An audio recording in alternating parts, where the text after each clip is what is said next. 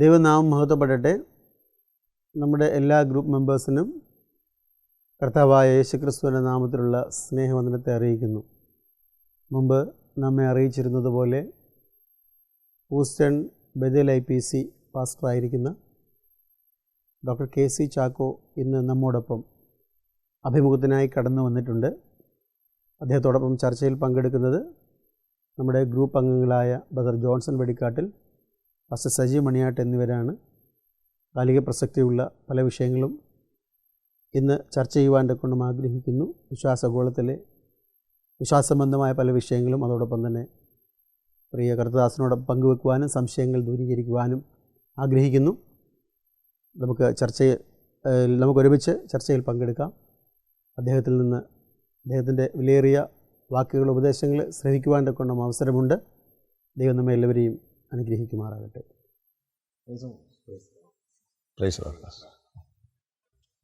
ദൈവത്തിൻ്റെ അതിപരിശുദ്ധ നാമം വാഴ്ത്തപ്പെടുമാറാകട്ടെ. വളരെ അനുഗ്രഹീതനായ പ്രിയ കർത്താവിൻ്റെ ദാസനുമായിട്ട് ഒരു അഭിമുഖം നടത്തുവാൻ ഇങ്ങനൊരു സാവകാശം ലഭിച്ചത് വളരെ സന്തോഷമുണ്ട്.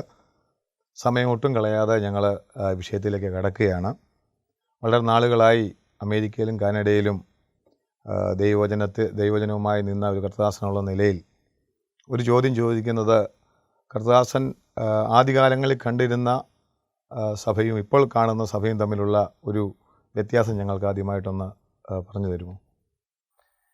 എൻ്റെ ചെറുപ്പകാലത്ത് പെന്തക്കോസ്തുകാരെന്ന് പറഞ്ഞാൽ ഭക്തിയുള്ളവരും പ്രാർത്ഥനാ സ്വഭാവമുള്ളവരും ലോകത്തിൽ നിന്ന് മറ്റ് ജനങ്ങളുടെ ചിന്താഗതിക്ക് വ്യത്യസ്തമായ ചിന്താഗതിയോടുകൂടെ ദൈവത്തെ പ്രസാദിപ്പിച്ച് മനുഷ്യർക്ക് ഗുണം ചെയ്യുന്ന ഒരു കൂട്ടരായിരുന്നു. ഞാൻ തന്നെ യാക്കോബ സഭയിൽ നിന്ന് രക്ഷിക്കപ്പെട്ടു വന്ന ഒരാളാണ്. ആ കാലഘട്ടങ്ങളിൽ യാക്കോബക്കാരും കാതലിക്സും മറ്റുള്ള ഹൈന്ദവർ പോലും പെന്തക്കോസ്തുകാരുടെ ഭക്തിയെ എല്ലായ്പ്പോഴും അഭിനന്ദിച്ചിരുന്നെങ്കിലും അവരെ ഭയപ്പെട്ടിരുന്നു. ആരെങ്കിലും അവരുമായി ബന്ധപ്പെട്ടാൽ അവർ ഒരാളെ കൊണ്ടേ പോവുകയുള്ളൂ എന്ന് അവർ ചിന്തിച്ചിരുന്നൊരു കാലഘട്ടം ഉണ്ടായിരുന്നു. അവരെ പുട്ട് ഡൗൺ ചെയ്തിരുന്നെങ്കിൽ പോലും അവരെ ബഹുമാനിച്ചിരുന്നു. അവരുടെ ഭക്തി, അവരുടെ പ്രാർത്ഥന, അവരുടെ ലളിതമായ ജീവിതം. അതുകൊണ്ട് അവർക്കൊരു ദൈവത്തിൻ്റെ മക്കളെന്നുള്ളൊരു ചിന്താഗതി ഉണ്ടായിരുന്നു. ഇന്ന് ബാക്കിയുള്ള സംഘടനകളെക്കാൾ നാം വ്യത്യസ്തരൊന്നുമല്ല. ഏതെങ്കിലും ഒരു പേര് കൊടുത്ത്, ഓമനപ്പേര് കൊടുത്ത് നാം അതിനെ വിശുദ്ധീകരിച്ചു എന്നുള്ള അർത്ഥത്തിൽ നാം അതിനെ ഉൾക്കൊണ്ടിരിക്കുകയാണ്. അപ്പോൾ ഭക്തിയാണ് ഇന്ന് കുറഞ്ഞു പോയിരിക്കുന്നത്. ദൈവത്തോടുള്ള ഭയവും ഭക്തിയും ഇന്നത്തെ നമ്മുടെ പെന്തക്കോസ്തുകാർക്ക് വളരെ കുറഞ്ഞിരിക്കുന്നു. ഇത് ലോകത്തിൻ്റെ എല്ലാ ഭാഗത്തുമുള്ളൊരു കാര്യമാണ്. അത് എനിക്കൊന്ന് അമേരിക്കയിൽ ഇപ്പം പാസ്റ്റർ വളരെ വർഷങ്ങളായിട്ടുണ്ട്. ഇപ്പം നമുക്ക് ലഭിക്കുന്ന വിവരങ്ങളനുസരിച്ച് അമേരിക്ക വളരെയധികം അധാർമികതയിലേക്ക് നീങ്ങിക്കൊണ്ടിരിക്കുകയാണ്. ബില്ലി ഗ്രഹാം ഒരിക്കലൊരു സ്റ്റേറ്റ്മെൻറ്റ് ഇറക്കി, അമേരിക്കയെ ദൈവം ന്യായം വിധിച്ചില്ല എങ്കിൽ സോദോമിനോടും ഗോമോറയോടും ദൈവം ക്ഷമ ചോദിക്കേണ്ടി വരുമെന്ന്. ആ ഒരു സ്റ്റേറ്റ്മെൻറ്റും അല്ലെങ്കിൽ ആ ഒരു ജീവിത നിലവാരവും ഇന്ന് അമേരിക്കയിലെ യുവതലമുറ സംബന്ധിച്ച് അത് എത്രത്തോളം വാസ്തവമാണ്. അത് ഇന്ത്യക്കാരായ പെന്തക്കോസ്ത് യുവാക്കളും മലയാളികളായ പെന്തക്കോസ്ത് യുവാക്കളും ആ ഒരു വെസ്റ്റേൺ കൾച്ചറിന് വളരെ അടിമപ്പെട്ട് ദൈവ വഴിയിൽ നിന്ന് വഴിമാറി ചലിക്കുന്നു. അതോ അത് ഒരു അമേരിക്കൻ തലമുറയിൽ മാത്രം ഒതുങ്ങിയിരിക്കുന്ന ഒരു സംഭവമാണോ? അമേരിക്കക്കാരുടെ കാര്യമെന്ന് പറയുമ്പോൾ എല്ലാം പരസ്യമാണ്. എന്നാൽ ഞാൻ അനേക രാജ്യങ്ങളിൽ സന്ദർശിച്ചിട്ടുണ്ട്, അനേക വ്യക്തികളെ കൗൺസിൽ ചെയ്തിട്ടുണ്ട്. എനിക്കൊരു കൗൺസിലിംഗ് ഇൻസ്റ്റിറ്റ്യൂഷൻ കേരളത്തിലുണ്ട്.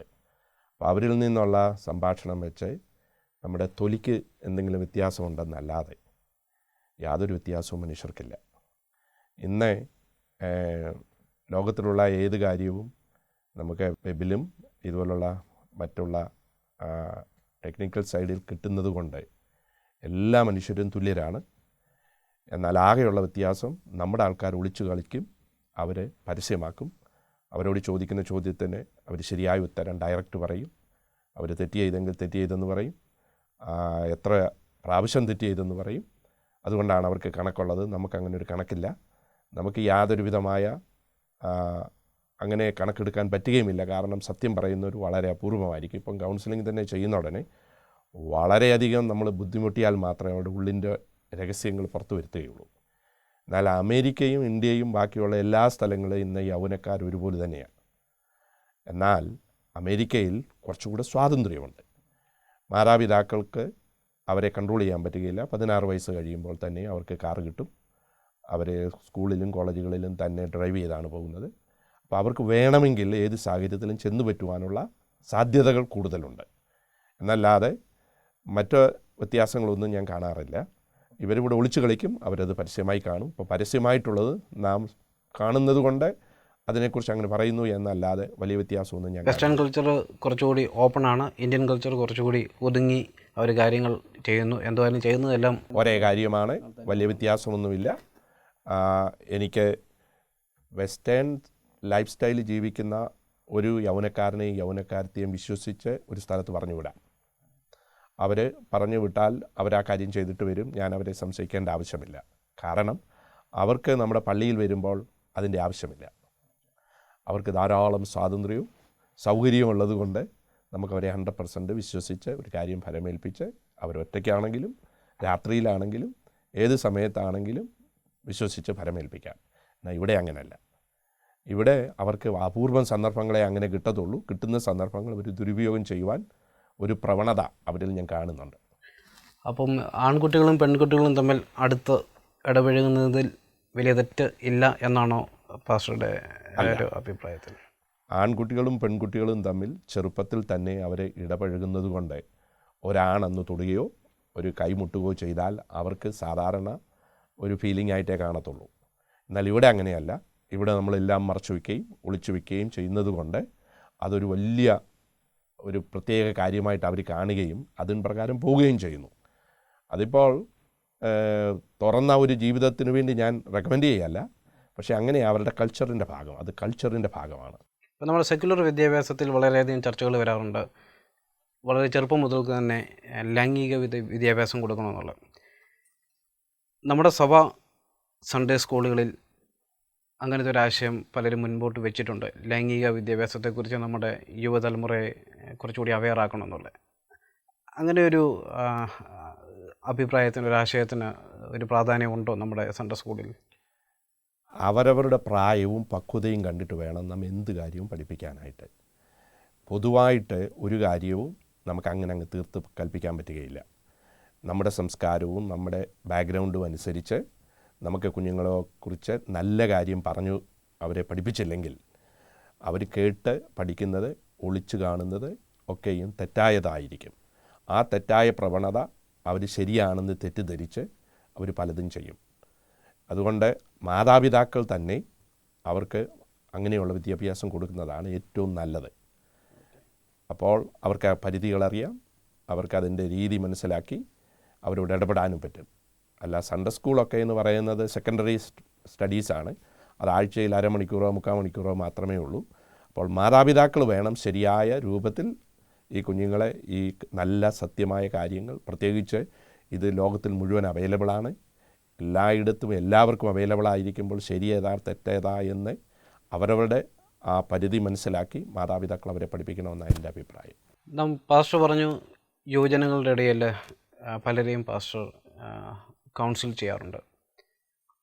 ഇന്നത്തെ യുവതലമുറ പെന്തക്കോസ്റ്റ്, നമ്മുടെ ക്രിസ്ത്യൻസ് കൂടുതലും പെന്തക്കോസ്റ്റ് യുവതലമുറയെ കേന്ദ്രീകരിച്ചാണ്. അവരുടെ യഥാർത്ഥത്തിലുള്ളൊരു പ്രോബ്ലം ആത്മീയ ലോകത്തിൽ ഒരു ആത്മീയമായി മുന്നേറുവാൻ സാധിക്കാതിരിക്കുന്നതിന് കാരണമായിട്ട് പാസ്റ്റർക്ക് മനസ്സിലായിട്ടുള്ള കാര്യം എന്താണ്? അവർക്ക് മോഡൽസ് ഇല്ല. അവരെ നമ്മൾ നല്ല കാര്യങ്ങൾ പറയും, പക്ഷേ അവർ വീട്ടിൽ വരുമ്പോൾ, സഭയിൽ വരുമ്പോൾ, നമ്മുടെ കമ്മ്യൂണിറ്റിയിൽ വരുമ്പോൾ അതവിടെ കാണുന്നില്ല. ഒരു വ്യാജഭാവം നമുക്ക് വളരെയധികമുണ്ട്. അപ്പം അവർ കേൾക്കുന്നതും കാണുന്നതും തമ്മിൽ ഒത്തുപോകാത്തത് കൊണ്ട് അവരുടെ ജീവിതത്തിൽ സത്യം ഏതാ എന്ന് സംശയമാണ്. അതാണ് അവരുടെ ഏറ്റവും വലിയ പ്രശ്നം. പാസ്റ്റർ പറഞ്ഞതുപോലെ അമേരിക്കൻ കൾച്ചറിൽ എല്ലാം തുറന്ന ഒരു സമീപനമാണ് സ്വീകരിക്കുന്നതെന്ന് പറയുന്നു. അങ്ങനെയാണെങ്കിൽ നമ്മുടെ സാധാരണ കേരളത്തിലെ യുവാക്കളെ കുറിച്ചാണ് ഞാൻ ചോദിക്കുന്നത്. അങ്ങനെയാകുമ്പോൾ അങ്ങനെ അമേരിക്കൻ കൾച്ചറിൽ വളർന്നു വരുന്ന ഒരു ആത്മീയത്തിലേക്ക് കടന്നു വരുന്ന ഒരു യുവാവും കേരളത്തിൽ കടന്നു വരുന്ന ഒരു യുവാവും തമ്മിൽ വലിയ അന്തരം പാസ്റ്റർ ദർശിക്കാറുണ്ടോ? അന്തരമെന്ന് പറയുന്നത് ഈ ഇവിടുത്തെ ജനങ്ങളെ, ഇവിടുത്തെ കൾച്ചറും ഇവിടുത്തെ നേതൃത്വം കാണുന്നതും കേൾക്കുന്നതും ആ ഒരു സ്ഥലത്ത് മാത്രം ഒതുങ്ങി അവരുടെ സ്വന്തം സഭയിൽ മാത്രമാണ് കാര്യങ്ങൾ കാണുകയും കേൾക്കുകയും ചെയ്യുന്നത്. എന്നാൽ അമേരിക്കൻ യൂത്തിന് വലിയൊരു വിശാലമായ ഒരു തുറന്ന ഒരു രീതിയിൽ അവർക്ക് കാണത്തക്ക വിധത്തിലുള്ള സാഹചര്യങ്ങളുണ്ട്. ഇപ്പോൾ ഏത് സഭയിലുള്ള യൂത്തും അവരവരുടെ സഭയിൽ മാത്രം എല്ലാ സൺഡേയിലും പോകാറില്ല. അവരടുത്തുള്ള ഇംഗ്ലീഷ് ചർച്ചുകളിൽ പോകും, പൊതുവായിട്ടുള്ള മീറ്റിങ്ങിന് പോകും. അവർക്ക് ഒരു പൊതുധാരണകളുണ്ട്. ഇത് വളരെ ഇടുങ്ങിയ സങ്കുചിത മനസ്ഥിതിയാണ് നമ്മുടെ ഇവിടുത്തെ ജനങ്ങളിൽ കാണുന്നത്. അവിടെ കുറച്ചുകൂടെ വിശാലമായ അന്തരീക്ഷം അവർക്കുണ്ട്. ഇന്ത്യൻ സംസ്കാരത്തിൻ്റെ ഒരു കുഴപ്പമായിട്ടാണ് ഈ ഒരു മനോഭാവം എന്നുള്ളതാണ് പാസ്റ്ററുടെ ഒരു വിലയിരുത്തൽ. ഇന്ത്യൻ സംസ്കാരത്തിൻ്റെ മാത്രമല്ല, ഇപ്പം മാതാപിതാക്കളെ ഡിപ്പെൻഡ് ചെയ്താണ് ഇവിടുത്തെ യൂത്തിൽ നല്ല ശതമാനം ചർച്ച പോവുകയും. അത് നമ്മുടെ സംസ്കാരത്തിൻ്റെ ഒരു ഭാഗം തന്നെയാണല്ലോ. കാരണം കൂടുതൽ കുടുംബവുമായിട്ടും മാതാപിതാക്കളുമായിട്ടും സഹോദരങ്ങളുമായിട്ടൊക്കെ വളരെ അറ്റാച്ച് ആയിട്ടുള്ളൊരു ജീവിതശൈലിയാണ് നമ്മുടെ ഒരു ഫാമിലി ലൈഫ് നമുക്ക് തരുന്നത്. നമ്മൾ ചെറുപ്പം മുതലാന്ന് പറഞ്ഞാലും നമുക്ക് ഒരാവശ്യം വേണമെന്നുണ്ടെങ്കിൽ നമ്മൾ നമ്മുടെ മാതാപിതാക്കളെ ഡിപ്പെൻഡ് ചെയ്തേ നമ്മൾ ഒരു നല്ല പ്രായം വരെ നമ്മുടെ പിള്ളേരെ ചെയ്യാറുള്ളൂ. അതാണ് നല്ല ശരിയായ പദം. മാതാപിതാക്കളെ അധികം ഡിപ്പെൻഡ് ചെയ്യേണ്ട ഒരവസ്ഥയാണ് ഇവിടെയുള്ളവർക്ക്. ഇപ്പോൾ എൻ്റെ ചർച്ചിലെ 4 പിള്ളേരുള്ള യൗവനക്കാരുള്ള കുടുംബങ്ങളുണ്ട്. അവർ 5 കാറിലാണ് വരുന്നത്. മാതാപിതാക്കൾ ഒരു കാറിൽ, 4 പിള്ളേർ 4 സമയത്ത് 4 കാറിലാണ് കടന്നു വരുന്നത്. അപ്പോൾ അതുപോലെയുള്ള സ്വാതന്ത്ര്യവും സൗകര്യവും അവർക്കുണ്ട്. അതുകൊണ്ട് അവർക്ക് ഇന്നിപ്പോൾ എൻ്റെ ചർച്ച വരാതെ അവിടുത്തുള്ള ഒരു കൺസർട്ടിന് പോകാനോ അല്ലെങ്കിൽ അടുത്ത് നല്ലൊരു പ്രീച്ചർ വരുന്നു എന്ന് കേൾക്കുമ്പോൾ അവരങ്ങോട്ട് പോകും. അപ്പോൾ കുറച്ചുകൂടെ സ്വാതന്ത്ര്യമുണ്ട്, സൗകര്യമുണ്ട്. പിന്നെ അതിനെ പ്രൊമോട്ട് ചെയ്യുന്ന ഒരു രീതിയാണ്, സൗകര്യങ്ങളാണ് അവിടെ ഉള്ളത്. അതായത് നമ്മുടെ യുവജനങ്ങളുടെ മേൽ അല്ലെങ്കിൽ നമ്മുടെ കുട്ടികളുടെ മേൽ അമിത സ്വാതന്ത്ര്യം മാതാപിതാക്കൾ പ്രയോഗിക്കരുത് എന്ന് പറയാൻ പാടില്ല. ഞാൻ മുമ്പേ പറഞ്ഞതുപോലെ തന്നെ നമ്മൾക്കെല്ലാവരും നമ്മൾ വളർന്ന സാഹചര്യം വളരെ പ്രാധാന്യമുള്ളതാണ്. ആ സാഹചര്യത്തിൽ അവരുടെ പക്വത, അവരുടെ രീതി മാതാപിതാക്കൾക്കേ അറിയത്തുള്ളൂ. എന്നാൽ കൂടുതൽ നമ്മൾ അമർത്തും തോറും എന്തോ സംഭവിക്കുക, അത് പൊട്ടാൻ സാധ്യതയുണ്ട്. എന്നാൽ ശരിയായ വണ്ണം നമ്മൾ ആദ്യം തുടങ്ങി അതിനുള്ള പ്രാക്ടീസും അതിനുള്ള മോഡലും കാണിച്ചു കൊടുത്താൽ അതവരെ നല്ല പാതയിൽ നടത്തുമെന്നാണ് എൻ്റെ വിശ്വാസം. ഇപ്പോൾ പ്രത്യേകിച്ച് കേരളത്തിലും അതുപോലെ തന്നെ മറ്റ് രാജ്യങ്ങളിലും ന്യൂ ജനറേഷൻ സഭകൾ കടന്നു വന്നിരിക്കുന്ന ഒരു കാലമാണ്. അമേരിക്കയിലുള്ള യുവാക്കൾ ഇങ്ങനെയുള്ള സഭകളിലേക്ക് കടന്നു പോകുന്നതിന് കാരണമായിട്ട് പാസ്റ്റർ അങ്ങനെ കണ്ടിട്ടുണ്ടെങ്കിൽ അതിന് കാരണമായിട്ട് പാസ്റ്റർക്ക് ചർച്ച് ലൈഫിൽ നിന്ന് തോന്നിയിട്ടുള്ള എന്തെങ്കിലും വിഷയങ്ങളുണ്ടോ? അമേരിക്കയിൽ അങ്ങനെയുള്ള സഭകളിലേക്ക് ജനങ്ങൾ പോകുന്നതിന് പല കാരണങ്ങളുണ്ട്. ഒന്ന്, ന്യൂ ജനറേഷൻ എന്നുള്ള രീതിയിൽ അവിടെ നമ്മൾ ഈ പറയുന്ന പോലെ ഈ കേരളത്തിൽ കാണുന്ന പോലെ ഒരു സഭയില്ല. എന്നാൽ പ്രോസ്പെരിറ്റി അതുപോലെയുള്ള വിഷയങ്ങൾ പ്രസംഗിക്കുന്ന ഒരുപാട് സഭകളുണ്ട്. അവിടെ ഇവർ പോകുന്നതിന് പ്രധാന കാരണം നമ്മുടെ മിക്ക സഭകളിലും അപ്പച്ചന്മാരെ, പ്രായമുള്ളവരെ, ഒരു 50 വയസ്സുള്ള അവിടെ ജനിച്ചു വളർന്ന ഒരു യൗവനക്കാരനെയും യൂത്ത് എന്നാണ് വിളിക്കുന്നത്, യങ്സ്റ്റർ എന്നാണ് കാണുന്നത്. അവർ ഒരു 40 വയസ്സായാലും അവർക്കൊരു സ്ഥാനത്തിലേക്ക് വരാനോ അങ്ങനെയുള്ള കാര്യങ്ങൾ അവർ മുന്നോട്ട് വരികയില്ല. കാരണം നമ്മുടെ ഇടയിലുള്ള ഈ പൊളിറ്റിക്സും അതിനുവേണ്ടി കാണിക്കുന്ന വ്യഗ്രതയും കാണുമ്പോൾ ഇവരിങ്ങനെ വഴിമാറി അങ്ങ് പോകും. പിന്നെ ഭാഷയുടെ പ്രശ്നമുണ്ട്. ഇപ്പം നമ്മൾ മലയാളത്തിലെ ആ സംസ്കാരമനുസരിച്ച് സാക്ഷ്യങ്ങളുണ്ട്, സങ്കീർത്തനമുണ്ട്. ഇങ്ങനെയുള്ള അവർക്ക് ബോറടിക്കുന്ന ചില കാര്യങ്ങൾ നമ്മൾ സഭായോഗത്തിന് വെച്ചുകൊണ്ടിരിക്കുന്നുണ്ട്. എന്നാൽ ഇംഗ്ലീഷ് ചർച്ചിലേക്ക് ചെന്നാൽ 3-4 പാട്ട് കഴിഞ്ഞു, അത് കഴിഞ്ഞിട്ട് ആൾക്കാരെ വിളിച്ച് പ്രാർത്ഥിപ്പിക്കും, സ്തോത്രകാഴ്ച എടുക്കും, പ്രസംഗം. കർത്തൃമേശയുണ്ടെങ്കിൽ അത്രയേ ഉള്ളൂ. അവർക്ക് വളരെ ചുരുങ്ങിയ സമയത്തിന് കിട്ടേണ്ടതെല്ലാം കിട്ടും. ബാക്കി ഇതുപോലെയുള്ള കാര്യങ്ങളൊക്കെ ആ ചർച്ചകളിലില്ല. അപ്പോൾ സാക്ഷ്യവും സങ്കീർത്തന വായനയും നമ്മുടെ കുഞ്ഞുങ്ങൾക്ക് ബോറടിക്കുന്നു, അത് മാറ്റണം എന്നാണോ? അത് ആവശ്യമുണ്ടെങ്കിൽ അത് കാലഘട്ടത്തിനനുസരിച്ച്, ഇപ്പോൾ സാക്ഷ്യമെന്ന് പറയുമ്പോൾ പ്രാർത്ഥന ആവശ്യം എടുക്കുന്നതിന് കുഴപ്പമില്ല. അത് സാക്ഷ്യം ഒരാഴ്ചയിൽ ഒരാൾ പറഞ്ഞില്ലെങ്കിൽ ആത്മീയത്തിന് കുറവുണ്ട് എന്ന് വിചാരിച്ച് എന്തെങ്കിലും പറഞ്ഞു പിടിപ്പിച്ച് ബോറടിപ്പിക്കുന്ന ആ സംവിധാനം മാറ്റിയേ പറ്റുള്ളൂ. എന്താണ് കൾട്ട്? ദുരുപദേശത്തിനൊരു ഒരു നിർവചനം പാസ്റ്ററുടെ അഭിപ്രായം? ദൈവത്തിൽ പ്രൈമറി ഫോക്കസ് ചെയ്യാതെ വേറെ എന്ത് ചെയ്താലും അതിനെ നമുക്ക് കൾട്ടെന്ന് വിളിച്ചേ പറ്റുകയുള്ളൂ. ഇന്നത്തെ ന്യൂ ജനറേഷൻ മൂവ്മെൻറ്റ്, ഗ്രേസ് പോലുള്ള ന്യൂ ജനറേഷൻ മൂവ്മെൻറ്റുകൾ ഒരു കൾട്ടാണത്. അത് കൾട്ടാണെന്ന് പറയുന്നതിനേക്കാൾ നല്ലത് വേദപുസ്തകത്തെ തെറ്റായ വിധത്തിൽ വ്യാഖ്യാനിക്കുന്നു എന്നുള്ളത്. അവർ തെറ്റായ വിധത്തിൽ വ്യാഖ്യാനിക്കുന്ന ഒരു കാര്യം തെറ്റായ വിധത്തിൽ വ്യാഖ്യാനിക്കുന്നു എന്ന് പറയുമ്പോൾ ഏത് ഭാഗത്തും നമുക്ക് എംഫസൈസ് കൊടുക്കേണ്ടടുത്ത് കൊടുക്കാതെ അവനവന് ഇഷ്ടമുള്ള രീതിയിൽ ട്വിസ്റ്റ് ചെയ്യുന്നത് നമുക്ക് വേദപുസ്തകത്തിൻ്റെ ചരിത്രത്തിൽ മുഴുവൻ കാണാൻ പറ്റുന്നുണ്ട്. ഇപ്പോൾ കർത്താവായ യേശു ക്രിസ്തു വന്നപ്പോൾ ശാബത്ത് നാളിൻ്റെ പ്രാധാന്യം ദൈവം കൽപ്പിച്ചതാണ്. എന്നാൽ അവർക്ക് അവരുടെ സ്വന്തം കാര്യം സാധിച്ചെടുക്കുന്നതിന് വേണ്ടി കൈവര് നിവർത്തുന്നത് തെറ്റാണെന്ന് അവർ പഠിപ്പിച്ചു. പക്ഷേ നമ്മുടെ പാരമ്പര്യ പെന്തക്കോസ്റ്റ് യുവാക്കളെ കൃപയുടെ മുന്നേറ്റം വളരെയധികം സ്വാധീനിക്കുന്നുണ്ട്. ഒരുപക്ഷെ അവരുടെ ശക്തി നമ്മുടെ പാരമ്പര്യ യുവജനങ്ങൾ തന്നെയാണ്. വളരെയധികം ആൾക്കാരാണ് അങ്ങോട്ട് പോകുന്നത്. അത് ഈ കാലഘട്ടത്തിലെ തലമുറയുടെ ആ ടേസ്റ്റ് അറിഞ്ഞ് പാസ്റ്റർ മുമ്പ് പറഞ്ഞ പോലെ സങ്കീർത്തനമാനയും സാക്ഷ്യം പോലുള്ള അർബോറും പരിപാടികൾ മാറ്റി ഉള്ള സമയം മുഴുവൻ യുവാക്കളെയും കുട്ടികളെയും ആ വർഷിപ്പിനകത്ത് ഇൻവോൾവ് ചെയ്യിപ്പിച്ച് ഉള്ളൊരു ആരാധനാക്രമമാണ് പല ന്യൂ ജനറേഷൻ സഭകളിലും കാണുന്നത്. അപ്പോൾ അവരങ്ങനെ പോകുന്നതിനകത്ത് തെറ്റുണ്ടോ എന്ന് ചോദിച്ചാൽ അവർ ശരിയായത് പഠിപ്പിച്ചില്ലെങ്കിൽ അവരെ വഴി നടത്തുന്നവരും അവരും ഒന്നിച്ചു കുഴിയിൽ വീഴും. എന്നാൽ ഇവിടുത്തെ പ്രശ്നം ഇതാണ്, നമ്മുടെ ഇടയിൽ നല്ല ശരിയായ പോഷകാഹാരമുണ്ടെങ്കിൽ ഈ ചന്തയിൽ വിൽക്കുന്ന അതിനും ഇതിനും വേണ്ടി ആൾക്കാരങ്ങോട്ട് പോകാറില്ല. എന്നാൽ ഇവിടെ പട്ടിണി കിടക്കുന്നത് കൊണ്ട് ആൾക്കാർ അത് പച്ചയില കാണുമെന്ന് വിചാരിച്ച് തെറ്റിദ്ധരിച്ചു പോകും. നമ്മളെ ആടിനെ കുറഞ്ഞ പക്ഷം പച്ചയില കൊടുക്കാൻ പറ്റിയില്ലെങ്കിൽ ഉണങ്ങിയ ഇലയിലും കൊടുക്കണം, അല്ലെങ്കിൽ അത് കച്ചി തിന്നും. പാസ്റ്റർ റീസൻ്റെ ഒരു പ്രസംഗത്തെ പാസ്റ്റർ വിമർശിച്ച് ഗുഡ് ന്യൂസിലൊരു ലേഖനം എഴുതിയായിരുന്നു. യേശുവും ക്രിസ്തുവും രണ്ട് എന്നുള്ള രീതിയിൽ റീസൺ പ്രസംഗിച്ചു വന്നിട്ടു. ആ ഒരു പ്രസംഗത്തിൽ റീസൺ ഉദ്ദേശിച്ചത് അതല്ല എന്ന് പിന്നീട് വിശദീകരണവും വന്നിട്ടുണ്ടായിരുന്നു. പാസ്റ്റർ വിമർശിക്കാനുള്ള കാര്യം ആ പ്രസംഗം കേട്ടിട്ട് അതിനെ സ്റ്റഡി ചെയ്തിട്ട് തന്നെയാണ് വിമർശിച്ചത്. ഞാൻ അദ്ദേഹത്തിൻ്റെ ഒരു പ്രസംഗമല്ല, ഒരു 25 പ്രസംഗം ഞാൻ ടേപ്പിൽ കേൾക്കുകയും അദ്ദേഹത്തോട് ഞാൻ ചോദിച്ചു, ഇതാണോ നിങ്ങളുടെ ഉപദേശം? അദ്ദേഹത്തിന് ഇമെയിൽ അയച്ചു, ഒരു ലേഖനമായി എഴുതുന്നുണ്ട്. എഴുതിയ ശേഷം അദ്ദേഹത്തിന് കൊടുക്കുകയും ചെയ്തു. അപ്പോഴും അദ്ദേഹം എനിക്ക് മറുപടി തന്നില്ല. അതുകൂടാതെ അദ്ദേഹം തെറ്റുപറ്റി എന്നുള്ള നിലയിൽ എന്നെ വിളിച്ച് സംസാരിക്കുകയും ഞാൻ അദ്ദേഹത്തിന് വേണ്ടി പ്രാർത്ഥിക്കുകയും ചെയ്ത ശേഷം പിന്നീടും അദ്ദേഹം ചെയ്തത് ശരിയാണെന്ന് മറ്റു ചില ഈ ലോകത്തിലെ പ്രഗത്ഭന്മാരെന്ന് ചിന്തിക്കുന്നവരെ പന്നിയുടെ മുൻപിൽ മുത്തിട്ടത് ആണ് കുഴപ്പം, പുള്ളിയുടെ പ്രസംഗത്തിനല്ല എന്ന് പറയുന്നത് ഞാൻ കേൾക്കുകയുണ്ടായി. അപ്പോൾ പുള്ളി തെറ്റാണെന്ന് പറഞ്ഞിരുന്നെങ്കിൽ അന്നേരം തിരുത്തേണ്ടതായിരുന്നു, ഞാൻ സംസാരിച്ചത് തെറ്റാണെന്ന്. അപ്പോൾ അവർ അതാണ് വിശ്വസിക്കുന്നത്. മനുഷ്യൻ്റെ മുമ്പിൽ അവർക്ക് തടി തപ്പുന്നതിന് വേണ്ടി അല്ലെങ്കിൽ സ്റ്റേജ് നഷ്ടപ്പെട്ടപ്പോൾ ഉണ്ടായ ഒരു ചിന്താഗതി എന്ന് മാത്രമേ ഞാൻ അതുകൊണ്ട് കാണുന്നുള്ളൂ. വേദപുസ്തകം അവസാനിപ്പിക്കുന്നത് യേശു എന്ന ഞാൻ സാക്ഷ്യം പറയുന്നു എന്ന അവസാനത്തെ പുസ്തകം വെളിപ്പാട് പുസ്തകത്തിൽ വരെ പറഞ്ഞിരിക്കുന്നത്. അപ്പോൾ യേശുവും ക്രിസ്തുവും തമ്മിൽ ഒരു വ്യത്യാസവുമില്ല.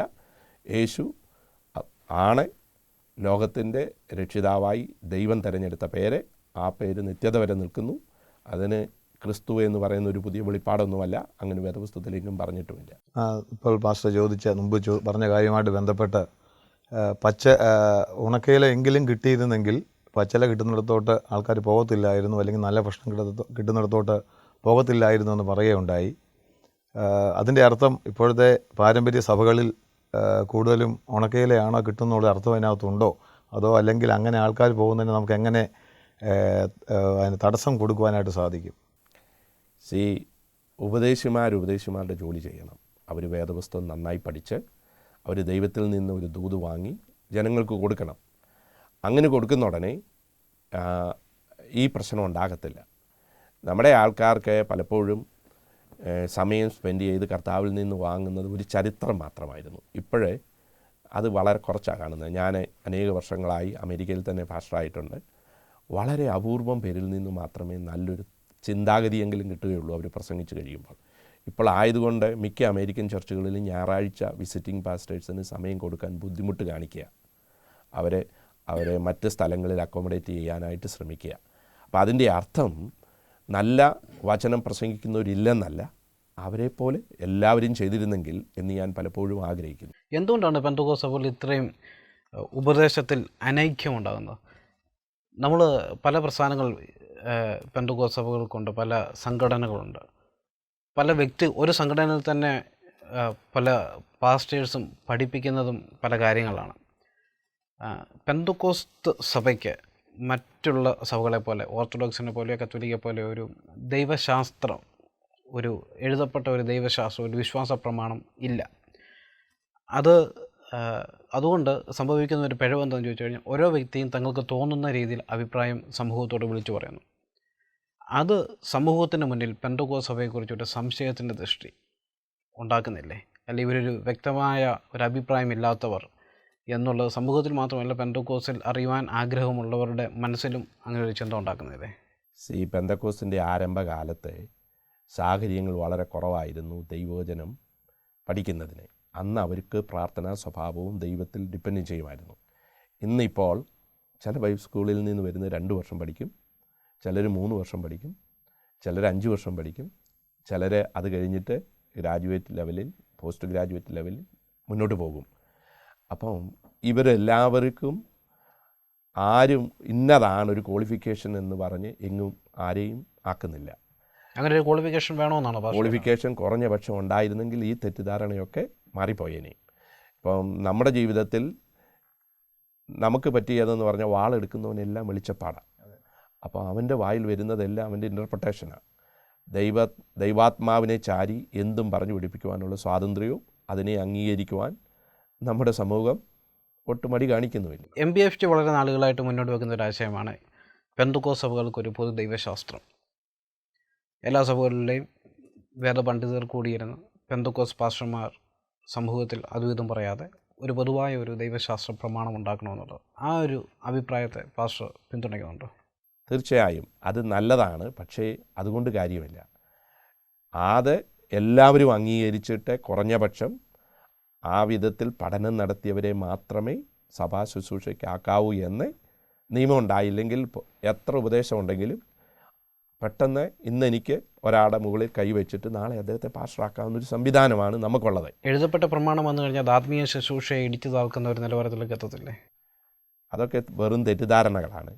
നമ്മുടെ ജീവിതത്തിൽ പലപ്പോഴും നാം കണ്ടിരിക്കുന്നത് ഈ വിദ്യാഭ്യാസമുള്ളവരെ സഭ അടുപ്പിക്കാറില്ല. അപ്പോൾ അവർ മാറിപ്പോകുന്തോറും അവരുടെ ജീവിതത്തിൽ പഠിച്ചിരിക്കുന്ന കാര്യങ്ങൾ പകർത്തുവാനോ മറ്റുള്ളവർക്ക് കൊടുക്കുവാനോ അവസരങ്ങളില്ല. ഒരു സംശയം കൂടെ ചോദിച്ചോട്ടെ.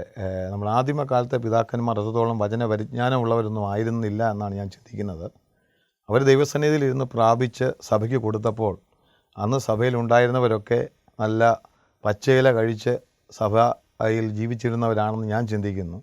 എന്നാലിപ്പോൾ തിയോളജി കൂടുതൽ വന്നതുകൊണ്ട് അത് അനുസരിച്ച് ജനങ്ങൾക്ക് എന്തെങ്കിലും അല്ലെങ്കിൽ സഭാവിശ്വാസികൾക്ക് എന്തെങ്കിലും വ്യത്യാസമുണ്ടായി എന്നൊരു ചിന്ത പാസ്റ്റർക്കുണ്ടോ? അത് തിയോളജി മാത്രമായി ദൈവത്തിൽ നിന്ന് പ്രാപിച്ച് എന്തെങ്കിലും പറയുന്ന അവസ്ഥ ഇല്ലാതായി തീർന്നു എന്നൊരു ചിന്ത പാസ്റ്റർക്കുണ്ടോ?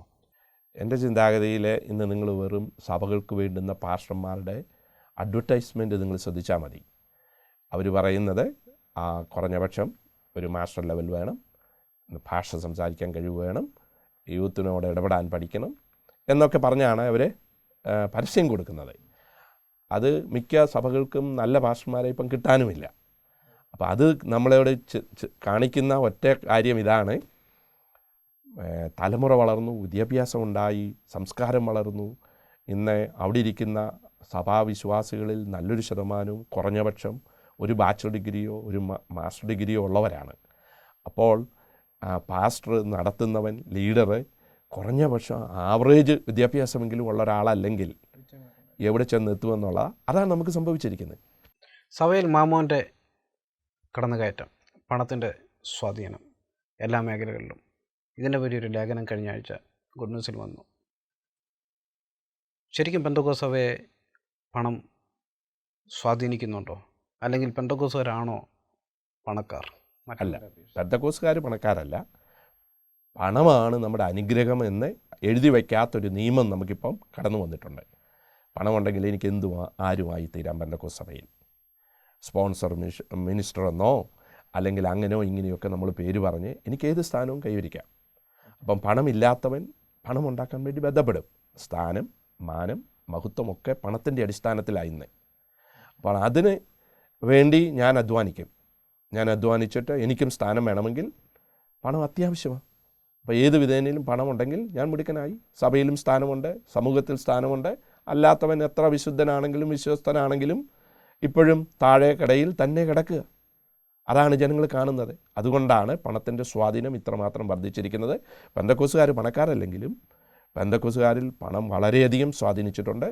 അവരുടെ സ്ഥാനങ്ങളും മാനങ്ങളും ഒക്കെ പോകുന്നത് പണത്തിൻ്റെ അടിസ്ഥാനത്തിൽ. ദുരുപദേശ ഖണ്ഡനത്തിൻ്റെ മറവിൽ ഇന്ന് പരസ്യമായി പെന്തക്കോസിനെ പരസ്യകോലമാക്കുന്ന ഒരു പ്രവണത ഇന്ന് കണ്ടുവരുന്നുണ്ട്.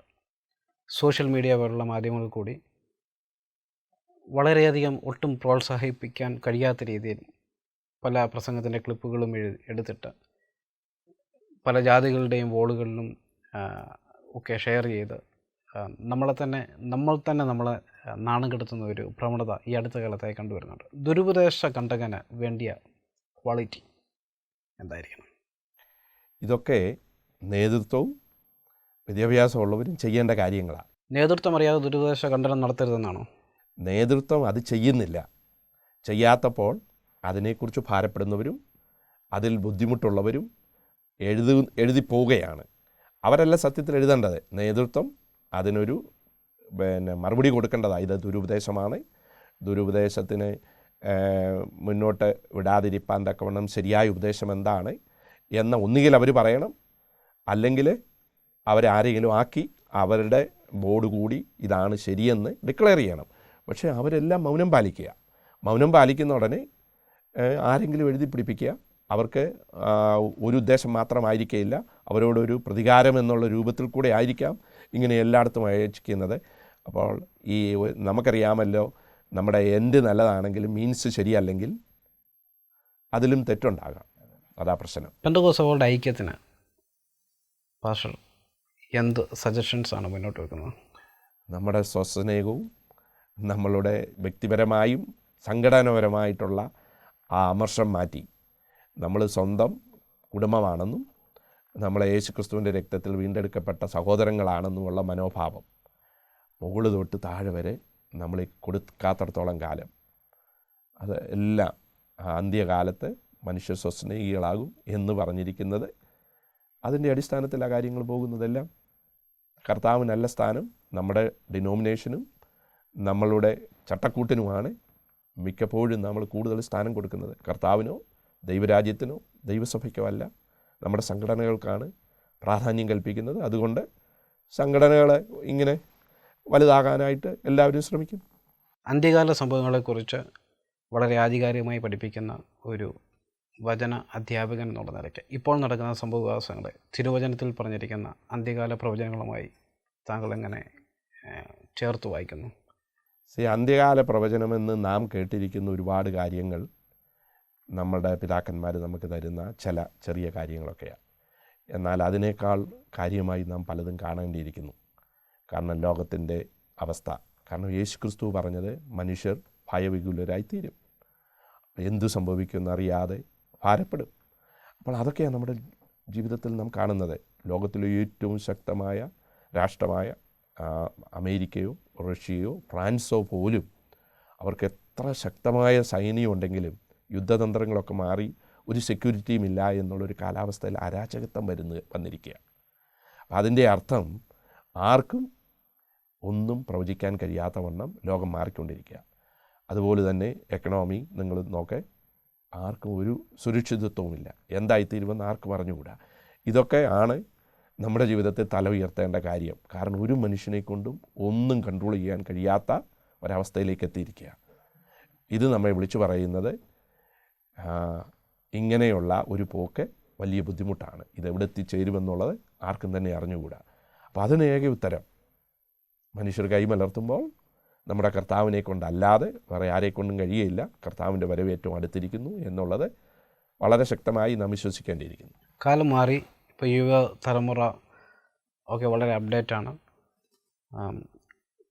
ആദ്യകാലത്തൊക്കെ മാധ്യമങ്ങൾ, അച്ചടി മാധ്യമങ്ങളും റേഡിയോ പോലുള്ള കേൾവി മാധ്യമങ്ങളും ഒക്കെ ആയിരുന്നു. എന്നാൽ ഇന്ന് സോഷ്യൽ മാധ്യമങ്ങൾക്ക് സമൂഹത്തിൽ വളരെയധികം സ്വാധീനം ചെലുത്തുന്നു. പെന്തക്കോസ് ഗോളത്തിന് സ്വാധീനം ചെലുത്തുന്നു. MBFG പോലുള്ള ഗ്രൂപ്പുകൾ നിരവധിയാണ് ഫേസ്ബുക്കുകളിൽ. ഇതുകൊണ്ടുള്ള ഗ്രൂപ്പുകൾക്ക് നമ്മുടെ സുവിശേഷീകരണത്തിൽ ചെലുത്തുവാൻ കഴിയുന്ന സ്വാധീനം പാസ്റ്റർ? ഇന്നത്തെ മീഡിയ കൊണ്ട് വളരെ ഗുണമുണ്ട്. ഞാൻ അമേരിക്കയിൽ നിന്ന് ഇങ്ങോട്ട് പോരുന്നതിൻ്റെ തലേ രാത്രി 2:30 മണിക്ക് എന്നെ ഒരാൾ വിളിച്ചിട്ട് പറഞ്ഞു, പാസ്റ്ററെ ഞാൻ ആത്മഹത്യ ചെയ്യാനായിട്ട് ഒരുങ്ങിയിരിക്കുകയാണ്.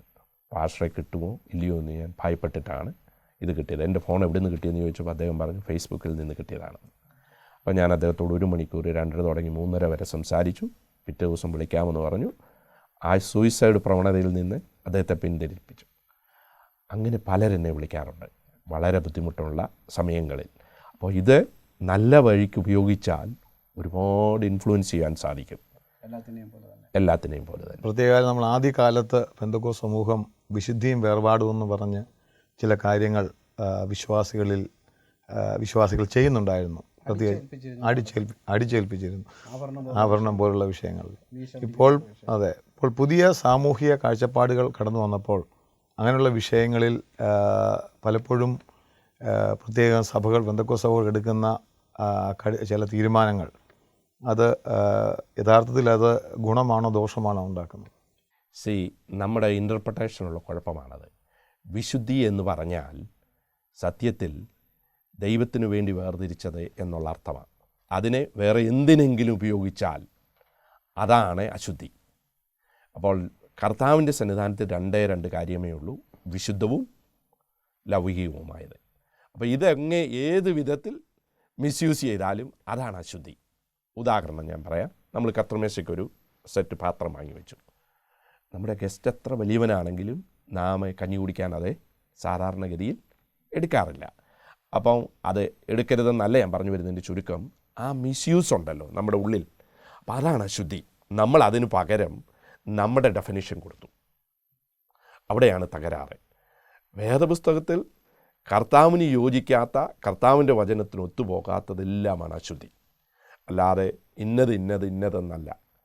കർത്താവുമായിട്ടുള്ള ശരിയായ ആ ബന്ധം കേടുവരുത്തുന്ന ഏതും അശുദ്ധിയാണ്.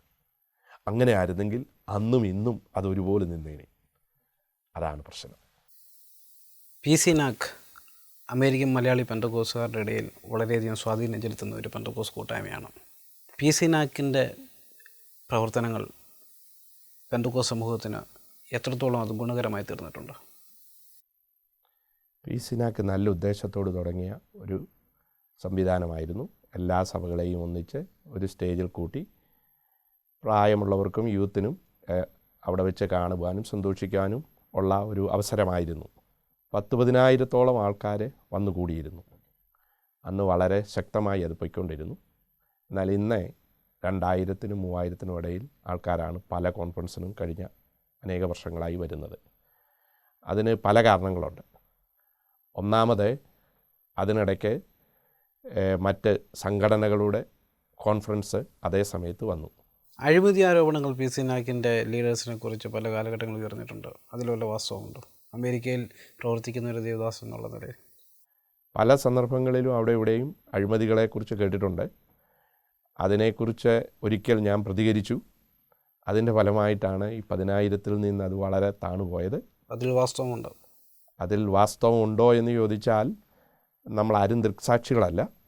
പക്ഷേ വിശ്വസിക്കത്തക്ക രീതിയിലുള്ള പല കാര്യങ്ങളും അതിനകത്ത് ഉള്ളിലുള്ളവർ പറഞ്ഞ് ഞാൻ കേട്ടിട്ടുണ്ട്. ആയതുകൊണ്ട് നമുക്കതിനെ ടോട്ടലി എഴുതിത്തള്ളാൻ പറ്റുകയില്ല. 1-2 പേര് ചെയ്തതുകൊണ്ടോ അല്ലെങ്കിൽ അങ്ങനെ ചെയ്തതുകൊണ്ട് അതിനെ മോശമല്ല. എന്നാൽ സ്വാർത്ഥമായ നമ്മുടെ താല്പര്യമാണ് നമ്മുടെ സംഘടനയ്ക്ക് വേണ്ടി അമിതമായ പ്രാധാന്യം കൽപ്പിച്ച് PC നാക്ക് എന്ന ആ നല്ല സംവിധാനത്തെ ഇന്നത് കുറച്ച് ശക്തിഹീനമായി പോയിരിക്കുകയാണ്. ഇന്നത് ആത്മീയമായി വല്ല പുരോഗതി കൊടുക്കുന്നുണ്ടോ എന്ന് ചോദിച്ചാൽ അതിന് 100% ഉണ്ട് എന്ന് പറയുന്നത് തെറ്റായിരിക്കും.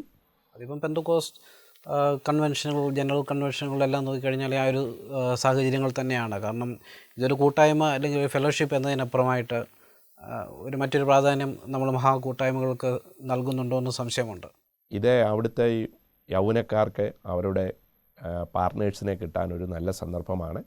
അന്യോന്യം ജനങ്ങൾക്ക് കണ്ട് അനേക നാളുകൾക്ക് ശേഷം സൗഹൃദം പുലർത്താനൊരു നല്ല കാര്യമാണെന്ന് അപ്പുറത്ത് ഒരു ആത്മീയ കൂട്ടായ്മയാണോ എന്ന് ചോദിച്ചാൽ സംശയിക്കേണ്ടിയിരിക്കുന്നു. അങ്ങനെ ആയിരുന്നെങ്കിൽ, ആ താല്പര്യം എല്ലാവർക്കും ഉണ്ടായിരുന്നെങ്കിൽ 10,000 വരെ വന്നത് 2,500 വന്ന് നിൽക്കാതെ 10,000 വന്നത് 20,000-ഉം 30,000-ഉം ആകാമായിരുന്നു. എന്തുകൊണ്ട് ഇന്ത്യയിൽ ഇതുകൊണ്ടുള്ള മഹാ കൂട്ടായ്മകൾ പെന്തക്കോസ്ത് സഭകളുടെ ഐക്യത്തോടുകൂടി നടക്കുന്നില്ല? ഇതേ നേതൃത്വമാണ് അവിടെ വന്നിട്ട് ഈ ഐക്യം പറയുന്നവർ. അവർക്ക് ഇവിടെ പറഞ്ഞാൽ അവരുടേതായ നിലകളിൽ സ്ഥാനത്തിനോ മാനത്തിനോ പ്രശ്നം ഉണ്ടാകുമെന്നുള്ള ഭയം അല്ലാതെ വേറെ എന്താ? രാഷ്ട്രീയം പെന്തക്കോസ്ത് സഭകളെ വല്ലാതെ പുറകോട്ടടിക്കുന്നുണ്ടോ? തീർച്ചയായും അവരുടെ രാഷ്ട്രീയ ചിന്താഗതിയാണ് നമ്മുടെ ആത്മീയത്തിനും യൂത്തിൻ്റെയും നമ്മളുടെ സാക്ഷ്യം നഷ്ടപ്പെടുന്നതിൻ്റെ പ്രധാന കാരണം. അത് പറയേണ്ട ആവശ്യമൊന്നുമില്ല, അത് വാസ്തവമാണെന്ന് അവർക്കറിയാം. പക്ഷേ നമ്മളൊരു സംഘടനയായപ്പോൾ സംഘടന നിലനിർത്തണമെങ്കിൽ ഇതുപോലെയൊക്കെ ചെയ്താലേ സാധ്യമാവുകയുള്ളൂ. വേദപുസ്തകം സഭ ഒരു സംഘടനയായിട്ടല്ല പറഞ്ഞിരിക്കുന്നത്. ഇന്ത്യയിലെ സുവിശേഷീകരണത്തിൽ പെന്തക്കോസ്തുകാർ തങ്ങളുടെ കർത്തവ്യം വേണ്ടവണ്ണം നിറവേറ്റുന്നുണ്ടോ? തീർച്ചയായും ഇല്ല. ഇന്ത്യയിലെ പെന്തക്കോസ്തുകാർ കർത്തവ്യം നിർവഹിക്കുന്നുവെന്ന് ഞാൻ പറഞ്ഞാൽ അതൊരപരാധമായിരിക്കും. അതിൻ്റെ കാരണം അവർക്ക് സഭ വർദ്ധിക്കുക എന്നുള്ളതേ ഉള്ളൂ. അതിന് നനഞ്ഞടമാണ് നമ്മൾ കുഴിക്കുന്നത്. കാര്യമായ സ്ഥലങ്ങളിൽ ഇന്നുവരെയും സുവിശേഷത്തിന് ഒരു പെനിട്രേഷൻ ഉണ്ടായിട്ടുണ്ടോ എന്ന് ചോദിച്ചാൽ ഇല്ല. നമ്മളെ ട്രൈബൽസിൻ്റെ ഇടയിലും സാധാരണക്കാരുടെ ഇടയിലുമാണ് കൂടുതൽ സുവിശേഷീകരണം നടത്തുന്നത്. അതിന് കാരണം എന്തായിരിക്കാം? എളുപ്പമുണ്ട് സഭ വളരാനും ആൾക്കാർ കർത്താവിലേക്ക് വരുവാനും. എന്നാൽ മറ്റുള്ള സ്ഥലങ്ങളിൽ പോയ ഹാർഡാണ്. അവിടെ പ്രവർത്തിക്കുന്ന മനുഷ്യന് 2-3 വർഷം കഴിയുമ്പോൾ ഫലമൊന്നും കണ്ടില്ലെങ്കിൽ അവനെ താത്തുകെട്ടുകയും അവനെ മോശക്കാരനായി ചിത്രീകരിക്കുകയും ചെയ്യുന്നതുകൊണ്ട് ആരും അതിന് പോകുകയില്ല. ഈ സുവിശേഷീകരണം ദൈവത്തിൻ്റെ വേലയാണെങ്കിലും അവർക്കും ഒരു കുടുംബമുണ്ട്. ആ കുടുംബത്തിന് ആഹാരം കൊടുക്കേണ്ടത് പാസ്റ്ററുടെ ജോലിയാണ്. അതുകൊണ്ട് പുള്ളിയും മനുഷ്യനെന്ന നിലയിൽ തനിക്ക് ആൾക്കാരെ കിട്ടുന്ന ഈസിയായി പ്രവർത്തിക്കാവുന്ന സ്ഥലം നോക്കിയെടുക്കും. അങ്ങനത്തെ ഒരു ഓപ്പൺ കാഴ്ചപ്പാടുണ്ടായാലേ മറ്റുള്ള സ്ഥലങ്ങളിൽ സുവിശേഷീകരണം നടക്കുകയുള്ളൂ. അതാ അതിൻ്റെ പ്രശ്നം. ഓക്കെ പാസ്റ്റർ, വളരെ നന്ദി. വിലപ്പെട്ട സമയം MBFT ഗ്രൂപ്പിന് വേണ്ടി നീക്കിവെച്ചതിൽ ഞങ്ങൾക്ക് വളരെ സന്തോഷമുണ്ട്. എനിക്കും വളരെ സന്തോഷമുണ്ട്. ദൈവം നിങ്ങളെ അനുഗ്രഹിക്കട്ടെ.